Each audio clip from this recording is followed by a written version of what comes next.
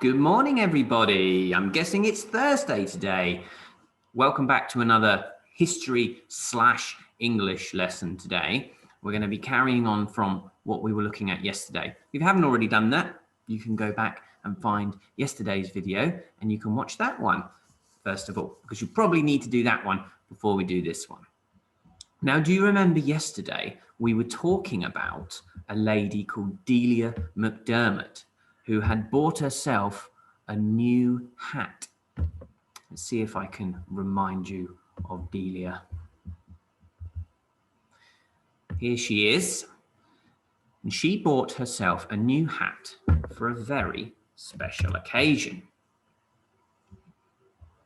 And then yesterday, you were thinking about different hats that you might wear for a special occasion and what your hat might do or what kind of purpose your hat might serve.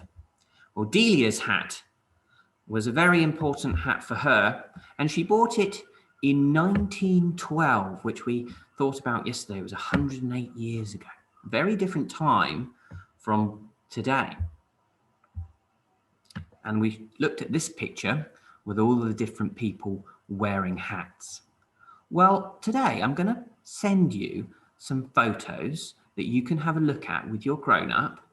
Now, if you've got a printer at home, you can print these photos off, and you might want to cut them out as well because it will be very helpful for what we're going to do next. But don't worry if you don't have a printer. You can always look at them and discuss them and talk about them that way without actually having them physically in front of you. It really doesn't matter. Let me show you those photos that we're going to be looking at today, and I'll tell you what I'd like you to do with them. Let's see if I can find them now. Okay, hopefully with the write-up for this video, you'll have received an attachment where you can see lots of photos that look like this. All of these photos were taken a very long time ago. I wonder if there's any clues in the photo that let you know that it was taken a long time ago. Have a chat with your grown-up, see if you can work it out. Now, if you have cut these photos out, or if you need some time to do that, then pause the video now and you can cut them out, and then I'll explain what you need to do next. Or if you've not got a printer, don't worry about that at all. So all of these different photos show people from a long time ago wearing all sorts of different hats. And what I would like you to do with them is to sort them. What do you mean by that, Mr. McInnes? Well, what I mean is, look at all of the photos. There are 12 in all. And can you put them into two different piles?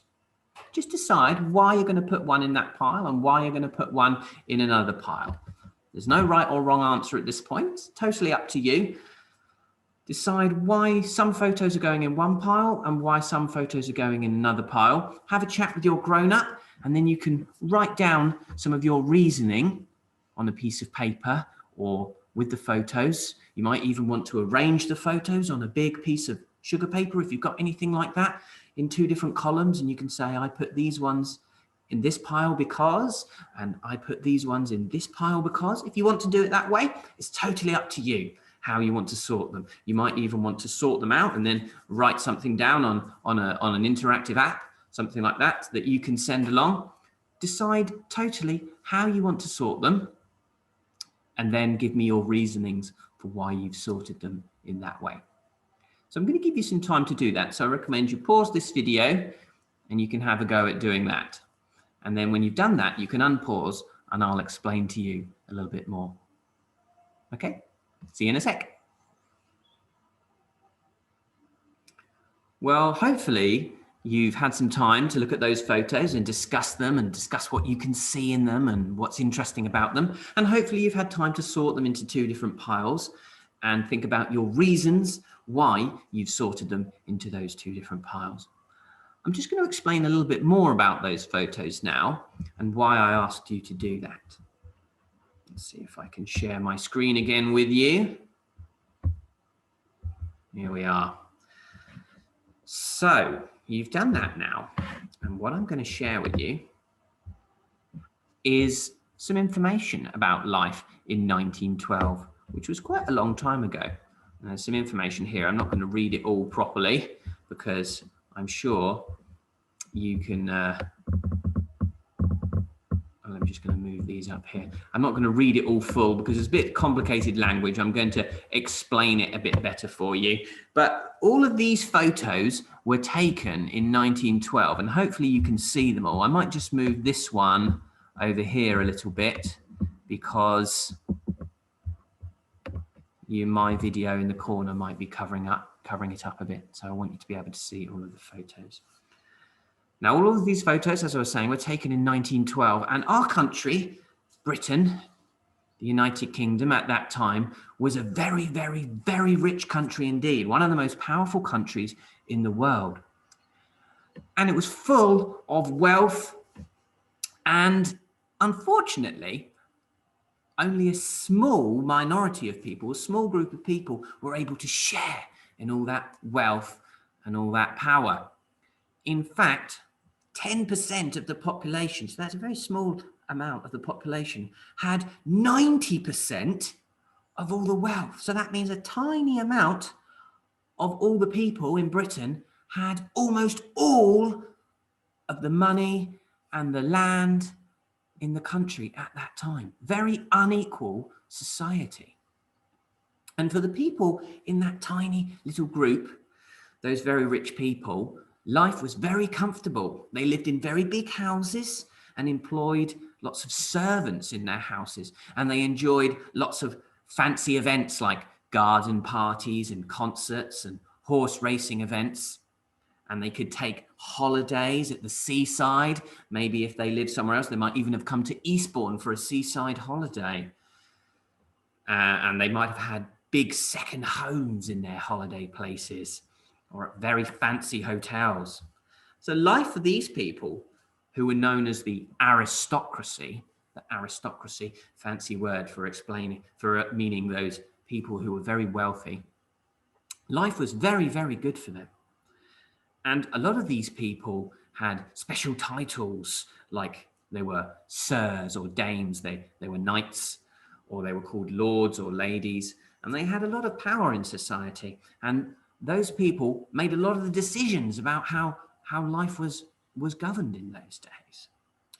Now, almost everybody else, if you think that aristocracy, those wealthy people, was only 10% of everybody in Britain, everybody else, a lot of other people, were what we call working class. They were a lot poorer, and they had to do jobs that were quite difficult and in many cases quite dangerous, or often work for those lords and ladies, those aristocracy. And these people in the working classes often struggled to make ends meet. It was very difficult for them to get enough food or to support their families. And in 1912, that year when Delia McDermott was around and she bought her hat, nearly 1 million people relied upon poor relief charity. And unskilled labourers, that means people who were doing work that was quite difficult and maybe they hadn't had much schooling. They worked for over 60 hours a week for just £50 in a whole year. Now, £50 might sound like a lot of money, but when you think that's all they got for a whole year, it's not actually a lot to be able to look after your family with. So life was hard for a lot of people in Britain in those days. And in towns and cities, women like Delia, who was a part of the working class, was often working as a servant, living in the home of wealthy family and they might do the cooking or the cleaning or the gardening or looking after the children. And the people in resource 3, picture number 3, which you can see here, these are some domestic servants who would live inside the houses of very rich people and would do all their difficult jobs for them. Or often people like Delia would work in a factory or a mill, and they would make things. They would make clothes and things like that. Like this person here, these people in this picture, they're working in a factory or a mill. And that could be very, very dangerous. There's lots of machines there. You can see this man working on a machine. The machines could be very dangerous if you got your fingers or things stuck in them like that. And they would produce a lot of smoke and a lot of fumes in these places that could be quite bad for your lungs. So it's quite dangerous work. Or for many young women who were in the working classes, like this lady here, they would have to work in rural areas, work on the land as a farmer or, as a labourer on a farm. So the rich people, the aristocracy would own the land that these people worked on, and they would have to work on the land as a labourer, as the only way of earning money that they could support their families. And Delia was a lady just like some of these. She didn't have a lot of money, so it must have been a very important event indeed for her to buy a special hat.